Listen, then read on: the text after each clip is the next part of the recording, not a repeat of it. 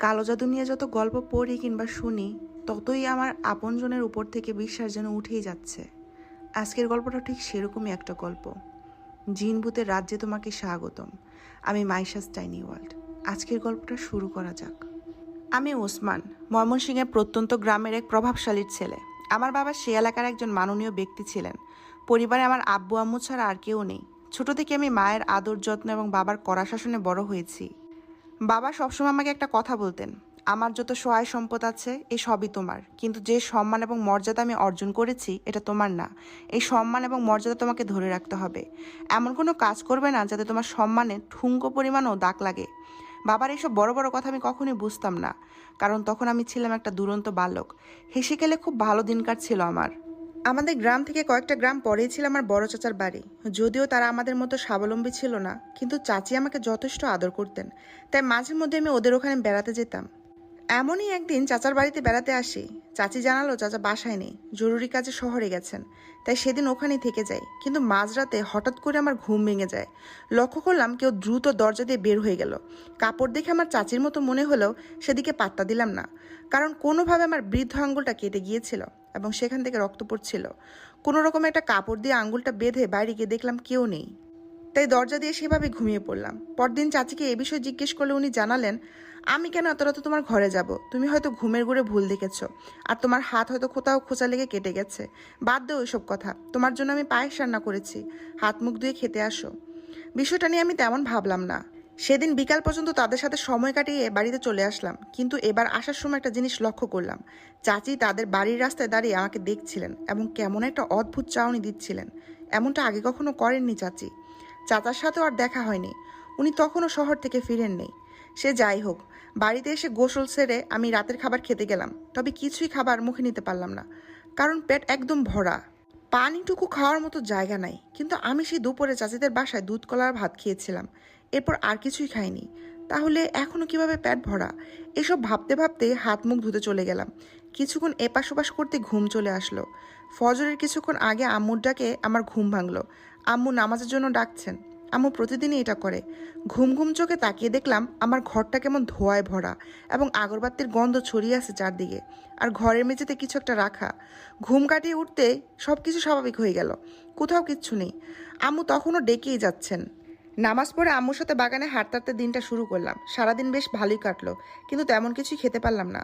খাওয়ার প্রতি আমার কেমন একটা অরুচি চলে এসেছে। রাতে হালকা খাওয়া দাওয়া করে পড়তে বসলাম। অনেক দিন হয় বইগুলো ছুঁয়েও দেখিনি। বাবা জানলে আমাকে শেষ করেই ফেলবেন। রাতে প্রায় 12:15টার দিকে ঘুমিয়ে পড়লাম। কাশতে কাশতে হঠাৎ আমার ঘুম ভেঙে গেল। অনুভব করলাম ঘরটা আবার কেমন ধোঁয়ায় ভরা এবং আগরবাতির সেই গন্ধ। উঠে বসতে গিয়ে লক্ষ্য করলাম ঠিক আমার পায়ের কাছে কাফনি মোড়ানো একটা দেহ রাখা। ভয়ে এক ছিটকে খাট থেকে নেমে পড়তেই সব স্বাভাবিক হয়ে গেল। কোথাও কিচ্ছু নেই। চারপাশ নিস্তব্ধ। দেয়াল ঘড়ি থেকে একটু একটু আলো আসছে। একটু পরই ফজরের আজান দিবে, তাই আর ঘুমালাম না। অজু শেষ করে জায়নামাজে বসে পড়লাম। আজকের দিনটাও আম্মুর সাথে বাগানে শুরু হলো। আম্মুকে আর এ বিষয়ে কিছুই জানালাম না। আজ যেন আমার খাবার গলা দিয়ে নামছেই না। খেতে গেলেই মনে হচ্ছে পেট ভরা। সারাদিনও কিছু খেতে পারলাম না পানি ছাড়া। বিষয়টা হয়তো আম্মু লক্ষ্য করেছেন, তাই রাতে আমার ঘরে এসে জিজ্ঞেস করলেন, তোমার শরীর কি ঠিক আছে? কোনো সমস্যা হচ্ছে কি? আমি কিছু বলতে গিয়েও না সূচক উত্তর দিলাম। আম্মু কিছুক্ষণ আমার মাথায় হাত বুলিয়ে দিলেন। আম্মুকে কাছে পেয়ে আমি কখন ঘুমিয়ে পড়েছি খেয়াল নেই। আজকেও সে আগরবাতির গন্ধে আমার ঘুম ভেঙে গেল। ঘুম ঘুম অবস্থায় হাত দিয়ে আম্মুকে খুঁজলাম। আম্মু আমার পাশেই শুয়ে আছেন। আম্মুকে জড়িয়ে ধরলাম, কিন্তু আম্মুর শরীর কেমন অদ্ভুত রকমের ঠান্ডা হয়ে আছে। আম্মুর দিকে ফিরতেই একটা গতকালের কাফনে মোড়া দেহ ঠিক আমার পাশের বালিশে শুয়ে আছে। আমার শির ধারা পর্যন্ত কুজো হয়ে গেল। নিজের সর্বশক্তি দিয়ে একটা চিৎকার দিয়ে সেখানে জ্ঞান হারালাম। জ্ঞান ফিরল পরদিন দুপুরবেলা। পাশে আম্মু কাঁদতে কাঁদতে চোখ লাল করে ফেলেছেন। আমার জ্ঞান ফিরেছে দেখে জড়িয়ে ধরলেন। আমিও স্বাভাবিক হয়ে উঠে বসলাম। পাশে আমাদের পারিবারিক হুজুর এবং ডাক্তার উপস্থিত ছিলেন। আমাকে জিজ্ঞেস করলেন কি হয়েছিল। আমি তাদের পূর্বের সব ঘটনা খুলে বলি। হুজুর বললেন হয়তো কারো নজর লেগেছে। আমি কিছু পানি পড়া দিয়ে যাচ্ছি, সকাল সন্ধ্যা ঘরে ছিটিয়ে দিবেন, ইনশাল্লাহ সব ঠিক হয়ে যাবে। ডাক্তারও তার কিছু ফর্মালিটি কাজ করে চলে গেলেন। দুপুরে আম্মু খাবার নিয়ে আসলেন, কিন্তু এক ফোঁটা খাবারও আমি খেতে পারলাম না। মুখে নিলেই বমি চলে আসতো। এমনকি আজ আমি পানিও খেতে পারলাম না। আম্মুকে যথেষ্ট চিন্তিত দেখালো। আমি নিজেও বুঝতে পারছিলাম না এগুলো কি হচ্ছে। সন্ধ্যার পর থেকে একটা গন্ধ আমার নাকে আসতে লাগলো। না, সে আগরবাতির গন্ধ না, এটা অন্যরকম একটা পচা গন্ধ। এরকম গন্ধ আমি আগে কখনো অনুভব করিনি। রাতে আম্মু খাবার নিয়ে এসে বললেন, তোমার ঘরে এটা কিসের গন্ধ, ঢোকাই যাচ্ছে না। আম্মু আমাকে তার ঘরে নিয়ে গেলেন, কিন্তু গন্ধটা আমি এখনো অনুভব করতে পারছিলাম, যেন আমার সাথে সাথে গন্ধটাই ঘরে চলে এসেছে। যাই হোক, রাতেও তেমন কিছু খেতে পারলাম না। বিগত কয়েকদিন ধরে খাওয়া দাওয়া ঠিক মতো না হয় আমার শরীর অনেক দুর্বল হয়ে পড়েছিল, তাই বিছানা গিয়ে ঘুমিয়ে পড়লাম। আজও আমার ঘুম ভেঙে গেল সে আগরবাতির গ্রানে। ঘর আগের মতো ধোঁয়াময় এবং মেঝেতে সে দেহটা রয়েছে, তবে আজকে দেহের মুখের বাঁধনটা খোলা, তাই চেহারা দেখা যাচ্ছে। খুব পরিচিত মনে হচ্ছে, কোথায় যেন দেখেছি। আমি এক দৃষ্টিতে দেহটার দিকে তাকিয়ে রইলাম। হঠাৎ আম্মু নড়াচড়ায় আমার হুঁশ ফিরল। আম্মু ঘুম থেকে উঠে বমি করতে শুরু করলেন এবং বলতে শুরু করলেন, এত বাজে গন্ধ, আমার নাড়ি বুড়ি বের হয়ে আসছে। উনি ঘর থেকে বের হয়ে গেলেন, বাবাকে ডেকে নিয়ে আসলেন। বাবা গন্ধটা উপলব্ধি করতে পারলেন। আম্মু আর বাবা মিলে আমাকে বসানোর চেষ্টা করলেন। এবার আমরা তিনজনে অনুভব করলাম গন্ধটা ঘর থেকে নয়, আমার আশপাশ থেকে আসছে। কারণ আমি যেখানেই যাচ্ছি গন্ধটা সেখান থেকে পাওয়া যাচ্ছে। তারা দুজনে আমার থেকে দূরে গিয়ে বসে রইলেন। দেখলাম দুজন চোখে চিন্তিত, অদ্ভুত দৃষ্টিতে তাকিয়ে রইলেন আমার দিকে। কিন্তু গন্ধটা আমার কাছে খারাপ লাগছে না, পরিচিত একটা গন্ধ বলে মনে হচ্ছে। এবং আম্মু আর বাবার সামনে আমি সেই দেহটাকে দেখতে পাচ্ছিলাম, ঠিক একইভাবে বসার ঘরে মেঝেতে রাখা আছে। আম্মুকে উদ্দেশ্য করে বললাম, আম্মু দেখো, মেঝেতে একটা দেহ রাখা, এটা কার দেহ? আম্মু চোখে পানি লুকিয়ে বললেন, তুমি একটু ঘুমানোর চেষ্টা করো, সব ঠিক হয়ে যাবে। কিন্তু আমি দেহটার দিকে তাকিয়ে রইলাম, কিছুতে চোখ সরাতে পারলাম না সেখান থেকে। যেন এক অজানা শক্তি আমাকে দেহটার দিকে নিয়ে যাচ্ছে। ফজরের নামাজ শেষ করে বাবা বের হয়ে পড়লেন। আম্মু তখনও দূরে বসে আমাকে দেখেই যাচ্ছেন। কিছুক্ষণ পরে বাবা ফিরে আসলেন আমাদের হুজুরকে নিয়ে। হুজুর ঘরে ঢুকতে বললেন, আপনার বাড়িতে দেহ পচা গন্ধ আসছে কেন? শুনে আম্মু ও বাবার চোখ দিয়ে পানি গড়িয়ে পড়ল। হুজুর নিজের নাক মুখ একটা কাপড় দিয়ে বেঁধে আমার কাছে আসলেন। জিজ্ঞেস করলেন আমার কি হয়েছে, শরীরে কোনো সমস্যা হচ্ছে কিনা। আমি কোনো কথাই বললাম না, মূলত বলতে পারলাম না। খাওয়া দাওয়ার সাথে সাথে কথা বলার ইচ্ছেটাও চলে গেছে আমার। হুজুর অনেকক্ষণ আমার পাশে বসেছিলেন, অনেক দোয়া দুরুদ পড়লেন, কিন্তু আমি কিছুই বললাম না। এক পর্যায়ে উনি চলে গেলেন। আম্মু ও বাবা আমাকে আমার ঘরে নিয়ে বাইরে থেকে দরজা লাগিয়ে দিলেন। মুহূর্তের মধ্যে সে দেহটা দৃশ্যমান হয়ে উঠল, ঠিক প্রথম দিনের মতোই মেঝেতে রাখা। তবে আজ দেহটার গায়ে অনেক পোকা এবং গায়ের মাংস জোরে জোরে যাচ্ছিল। বিছানায় শুয়ে শুয়ে আমি যেন কবরের জীবন দেখতে পাচ্ছিলাম।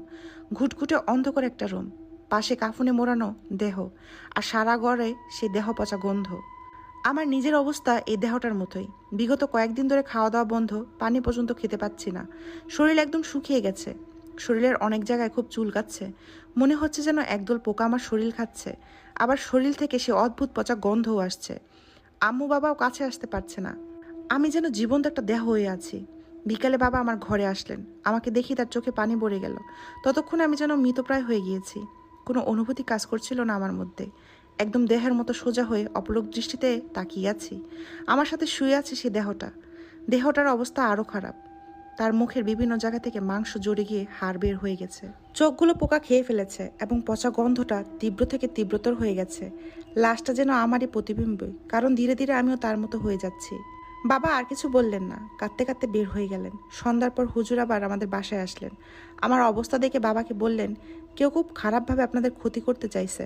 আমি কিছুতে সুরাহা খুঁজে পাচ্ছি না। আপনারা ওকে ভালো কোনো ইমাম কিংবা কবিরাজের কাছে নিয়ে যান। হুজুর তার পরিচিত এক ইমামের ঠিকানা দিলেন। বাবা সেদিনই সেই ইমামকে আনার সব ব্যবস্থা করে ফেললেন। রাতে আনুমানিক 11টার দিকে সেই ইমাম সাহেব আসলেন। ইমাম সাহেব আমাকে অনেকক্ষণ ধরে পর্যবেক্ষণ করে বললেন, ওর উপর কোনো লাশের মাধ্যমে কালো জাদু করা হয়েছে। যদি সেই দেহ বের করে জাদু নষ্ট করা না হয়, তাহলে আপনার ছেলেও সে দেহের মতো ধীরে ধীরে পচে যাবে। বাবা জিজ্ঞেস করলেন, কিভাবে জানবো সে দেহের খবর, আর কেই বা এই জাদু করলো? ইমাম সাহেব পাশের ঘরে আসন বসালেন, বেশ কয়েকটা জিন হাজির করলেন। তার মধ্যে দুটো আমার ঘরে আগুনের গোলার মতো ঘুরপাক খাচ্ছিল। দীর্ঘ সময় পর উনি জানালেন, ওসমান যেদিন আপনার বড় ভাই মানে ওর চাচার বাসায় যায়, তার আগের দিন রাতে আপনার ভাই গত হয়ে গেছে। ওনার একমাত্র সম্বল এবং অসহায়ত্বের চিন্তায় তার বউ মানে ওর চাচি খুব ভেঙে পড়ে এবং রাগে ক্ষোভে এক কবিরাজের মাধ্যমে আপনার ছেলেকে তারই আপন চাচার দেহ দ্বারা কালো জাদু করা হয়। তারা আপনার ছেলের রক্ত, কাপড় এবং চুল সেই লাশের সাথে বিনা জানাজায় তাদের বাড়ির পেছনে দাফন করে দেয়। একই রক্তের মানুষ হয় জাদুটা ওসমানের উপর খুব খারাপভাবে প্রভাব ফেলেছে। যতক্ষণ না এগুলো সেই দেহ থেকে সরিয়ে পুনরায় তাকে জানাজার সাথে পরিপূর্ণভাবে দাফন করা হবে, ততক্ষণ এগুলো শেষ হবে না। বাবা ও ইমাম সাহেব তাৎক্ষণিক বের হয়ে পড়লেন, হয়তো দেহটা থেকে আমার জিনিসগুলো সরিয়ে তাকে পরিপূর্ণ জানাজার সাথে দাফন করার জন্য। আমি দেহটাকে দেখছিলাম আর ভাবছিলাম, কি অদ্ভুত মানুষের জীবন। আমারই আপন চাচা দুদিন আগেও যে শক্তিমান একজন মানুষ ছিলেন, তার আজ কী অবস্থা।